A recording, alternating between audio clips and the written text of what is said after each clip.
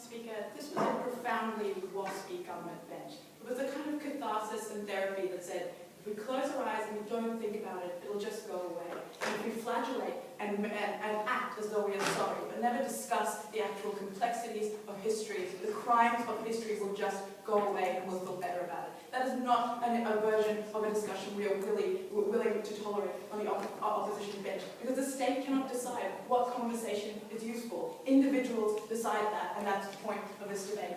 People have rights in order to express themselves, and those rights are inherent. I'm going to deal with 2 points of rebuttal before venturing our extension, which traverses through the spectrum of bigotry and how each of those individual bigots will react to this particular proposal. But firstly, to the closing government.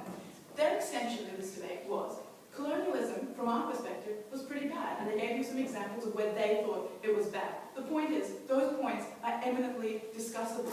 When we gave them in a point of information, we told you, is there a relevant comparison to be made between Indigenous people in Australia and the treatment of Indigenous people within New Zealand? The response was, well, obviously that comparison is useful. That wouldn't be prosecuted by our law. The point is, once you equip the state with the right to decide what is useful and what is not useful, it can use the law to intimidate people to not have views that it does not tolerate. That is a right that the state should not be allowed to have. And furthermore, it will provide the chilling effect that has already been discussed in the opening half of the debate. There will be no academic discussion of important issues. To the opening half, they told us that India and African countries deserve a monopoly over the narrative of the crimes that were perpetrated against them. See, Nazi Germany, we're not allowed to discuss Nazism. Just because one country is a proponent of your model does not mean we have to support that analogy. We don't think Holocaust denial should be banned in that area either. But we will engage with your transaction of more harm than good.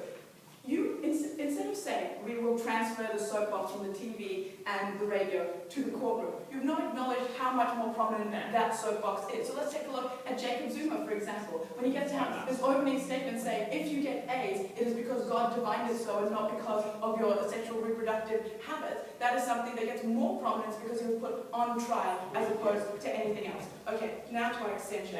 First point, the harm. We'll engage with the harm-benefit mechanism of the opening government. We gave you a point of information. This law necessarily prioritizes some injustices that happen in history over others. So actually history was pretty diverse, and people have been perpetrating crimes against each other, not white on black, but also black to black between different groups within society. More happened in history than just colonialism.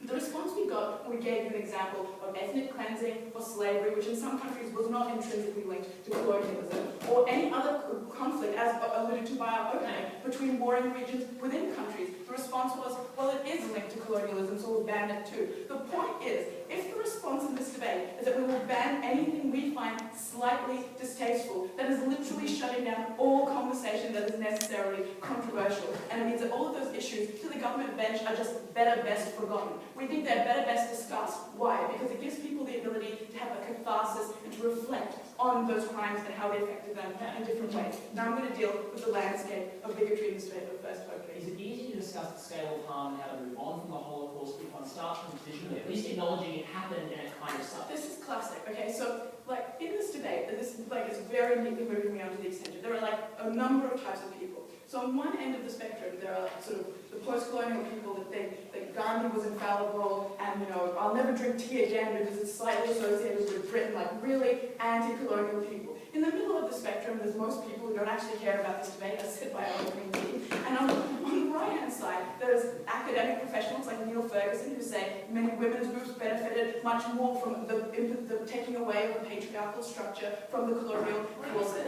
And then on the very far end, and this is the people that this government is most concerned with in this debate. There were the bigots in the BNP who wake up every day and genuinely believe that Indigenous people are sucking up welfare resources and they should just get a job. To be clear, to say that mimicking a bigot, I'm not actually those people will not change their mind because you structurally oppress them through the system of persecuting them with a courtroom. That just won't happen. So if that's their starting point today, it'll be their starting point tomorrow when you put them on the stand, if you just give them a louder microphone and no opportunity for somebody to legitimately rebut them. But more importantly, all of those people believe, like they legitimately believe, there is like a left-wing conspiracy to be the thought police and to restrict your ability to engage with other people.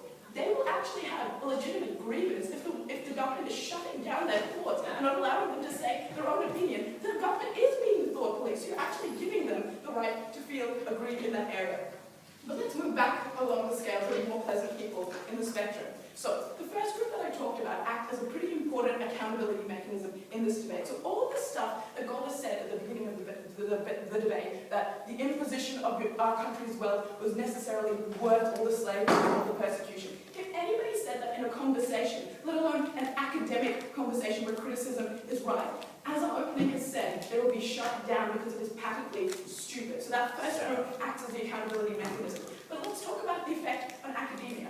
We think, and it is true that academics are very petty, feisty people. If they can use this law as a way to intimidate people and to chill them and actually say anything controversial, to say, well, your paper is actually a little bit similar to the constructs of the law, you better not write it, otherwise I'll say your opinion. That gives them way better influence to talk people out of actually prompting their opinions and having controversial discussion.